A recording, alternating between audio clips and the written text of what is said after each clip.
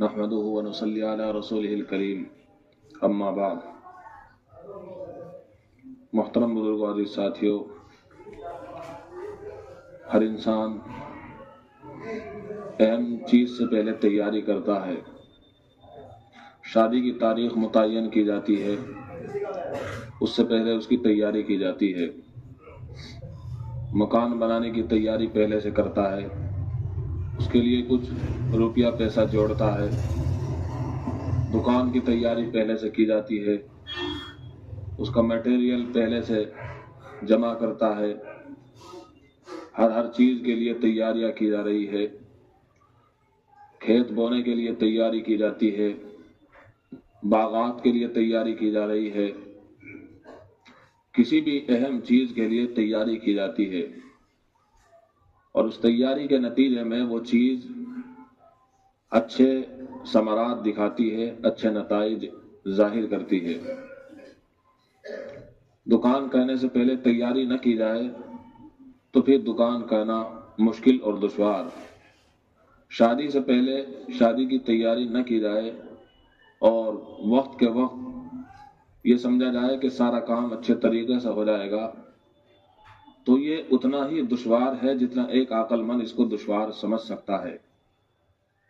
اسی طریقے پر ہم دنیا میں آئے ہیں، آخرت کے لیے ہمیں تیاری تو کرنی ہی پڑے گی، اس لیے کہ آخرت اہم ہے اور ایک ایمان والے بندے کے لیے سب سے اہم ہے، دنیا سے بھی زیادہ اہم ہے۔ انسان دنیا میں رہنے کے لیے مکان بناتا ہے، مکان بنانے کے لیے تیاری کرتا ہے، پھر مکان میں رہنے کے لیے تیاری کرتا ہے، اپنے بچوں کا پیٹ پالنے کے لیے اور ان کی پرورش کرنے کے لیے بیچارہ ساری زندگی بوڑھا ہو جاتا ہے۔ یہ ساری تیاریاں کی جاتی ہے، لیکن سب کو معلوم ہے کہ یہ دنیا عارضی ہے۔ یہاں کے مکانات، یہاں کے باغات، یہاں کے محلات، یہاں کے انسان، یہاں کے نباتات، یہاں کے حیوانات، سب کچھ فنا ہونے کے لیے آئے ہیں۔ لیکن انسان اس دنیا کے لیے اتنی تیاری کرتا ہے، گویا کہ اس کے عمل سے ظاہر ہوتا ہے کہ وہ بس اسی دنیا میں بسنے کے لیے آیا ہے، جبکہ فرما دیا گیا ان الدنیا خلقت لکم، دنیا تمہارے لیے پیدا کی گئی ہے۔ تم دنیا کے لیے پیدا نہیں کیے گئے کہ تم دنیا کو سمجھ لو کہ دنیا ہماری ہے، ہم جتنے سال چاہے یہاں جیے اور جیسے چاہیں زندگی گزاریں۔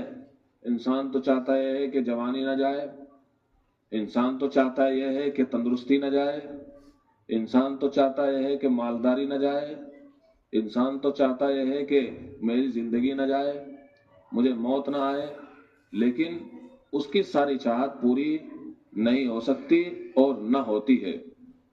جوانی بھی جاتی ہے، تندرستی بھی جاتی ہے، مالداری بھی جاتی ہے، زندگی بھی جاتی ہے۔ معلوم ہوا کہ اس دنیا میں ہم سب آئے ہیں جانے کے لیے۔ ہمارا یہاں پر آنا یہ ہمیشہ رہنے کے لیے نہیں بلکہ جانے کے لیے ہے، اور وہاں جانے کے لیے ہے جہاں ہمارا سب کچھ ہے، جہاں ہمارے آباء و اجداد ہیں، جہاں ہمارا پورا قبیلہ خاندان ہے، وہ خاندان جو ہم سے پہلے گزر چکا۔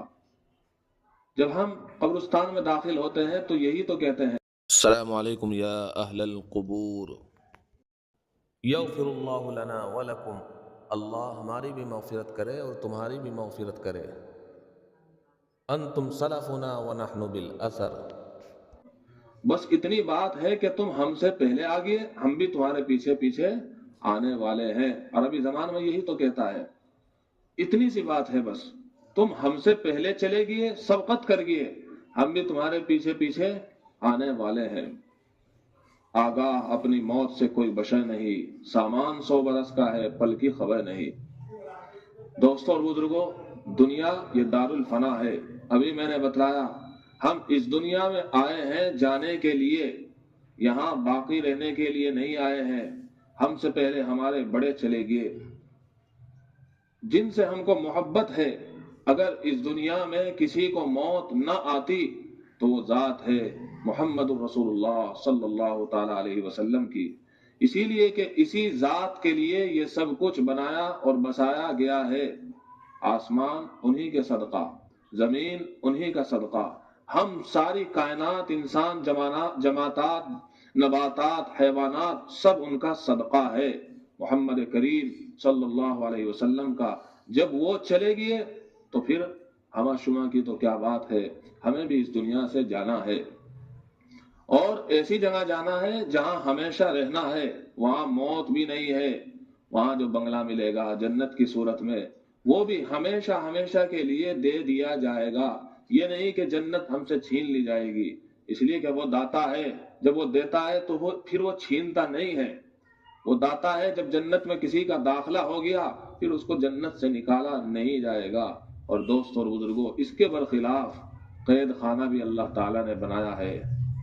اللہ کی پناہ، اللہ کی پناہ، وہ سخت ترین عذاب وہاں ہے جن کو سوچا بھی نہیں ہوگا۔ لیکن افسوس ہے ہمارے اوپر، ہم ایمان والے، ہم سنتے ہیں کہ نماز چھوڑنے پر عذاب، حرام کھانے پر عذاب، چغلی کہنے پر عذاب، جھوٹ بولنے پر عذاب، لیکن اس کے باوجود ہم ان کام میں ایسے مگن ہو گئے گویا کہ عذاب نہیں ملے گا۔ ہم چغلی ایسے کر رہے ہیں کہ گویا کہ ہمیں ثواب ملے گا۔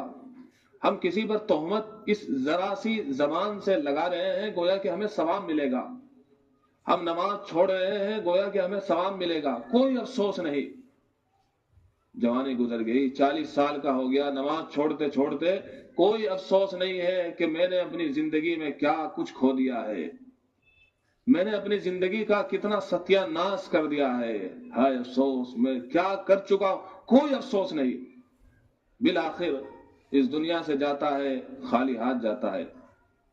مہمان جب کسی کے یہاں مہمان بن کر آتا ہے وہ بھی خالی ہاتھ نہیں آتا ہے۔ ہم کیسے مہمان ہیں جو رب تعالیٰ کے یہاں مہمان بن کر جا رہے ہیں، ہمارے پاس تو کچھ بھی نہیں ہے۔ کہاوت ہے کہ مہمان خالی ہاتھ آیا نہیں کرتے، تو ہم بھی تو رب تعالیٰ کے یہاں مہمان بننے والے ہیں، تو ہم خالی ہاتھ کیوں جا رہے ہیں؟ بھرے ہاتھ جائیں، اور بھرے ہاتھ کیا ہے؟ اعمال کا سکہ چونکہ وہاں چلتا ہے، مال کا سکہ نہیں، عہدوں کا سکہ نہیں، دین کا سکہ چلتا ہے، ایمان کا سکہ چلتا ہے۔ تو ہمارے پاس کچھ تو اعمال ہو کہ ہم مہمان بن کر جائیں تو فخر کریں۔ اللہ تعالی ہماری مہمان نوازی کے لیے تیار ہے، کل اللہ رب العزت ہماری مہمان نوازی کریں گے۔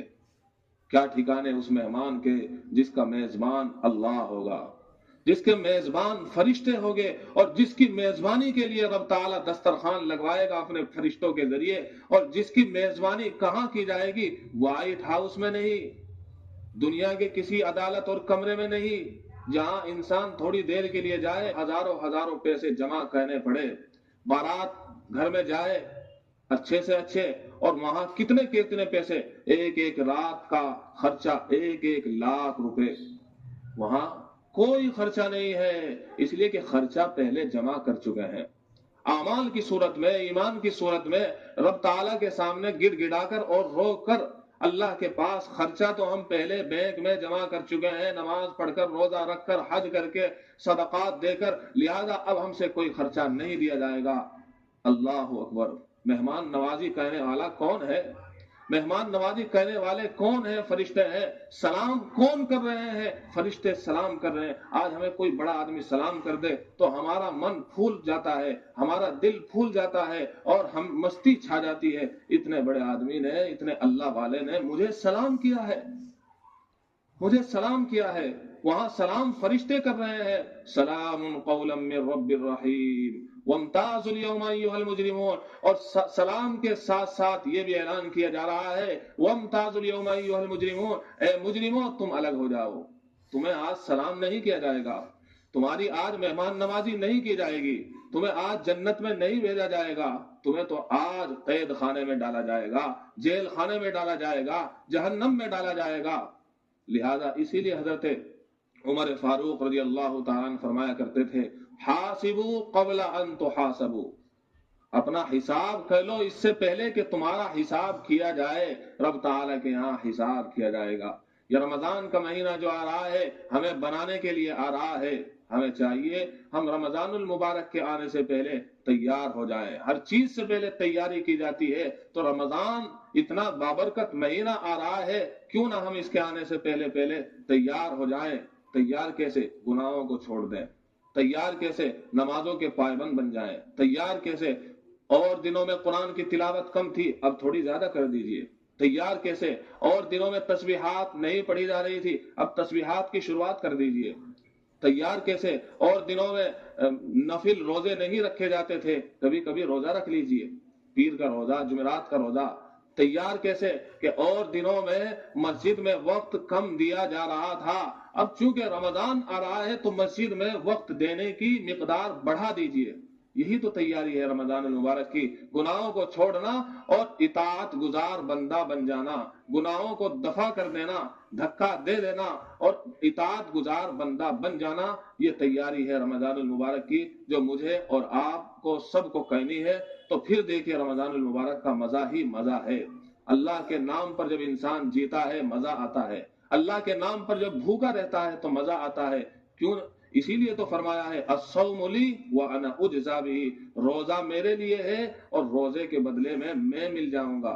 دونوں جانب سے اشارے ہو گئے، ہم تمہارے تم ہمارے ہو گئے. جس کا رب ہو گیا ہو اس کی عزت کے کیا ٹھکانے. تو جو روزہ رکھتا ہے اللہ اس کا ہو جاتا ہے. اتنی بڑی فضیلت ہے روزے کی. اللہ تعالیٰ مجھے اور آپ کو سمجھداری عطا فرمائے، اور اس سے پہلے کہ ہماری موت آ جائے ہم سنبھل جائیں، ہم سدھر جائیں، ہم نیک بن جائیں. اسی میں کامیابی ہے. وآخر دعوانا